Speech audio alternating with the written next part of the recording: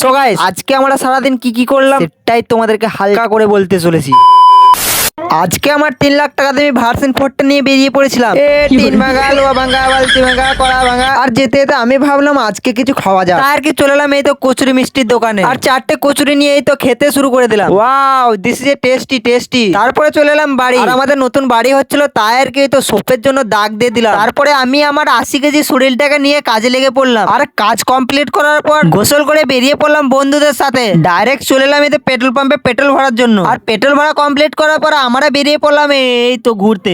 Sorry guys, ঘুরতে না, এই তো আমরা চলে গেছিলাম ইট ভাটাতে, আর গিয়ে একে একে সব ইটগুলো দেখতে শুরু করে দিলাম। তবে গাইস, এখানের ইটগুলো অতটাও ভালো ছিল না, তাই দেরি না করে ওখান থেকে বেরিয়ে গেলাম আর একটা অন্য ইট ভাটাতে চলে এলাম। আর যাওয়ার পর ওখানে ম্যানেজারকে বললাম আমাদেরকে হালকা করে একটু ঘুরে ঘুরে ইটগুলো দেখাতে পারবে। আর গাইস, এখানের ইটগুলো কিন্তু হ্যাপি ইট ছিল, তাই আর কি দেরি না করে ওখানে ইটগুলো অর্ডার দিয়ে আমরা চলে এলাম এই তো গলসি সাপির তলা মেলাতে।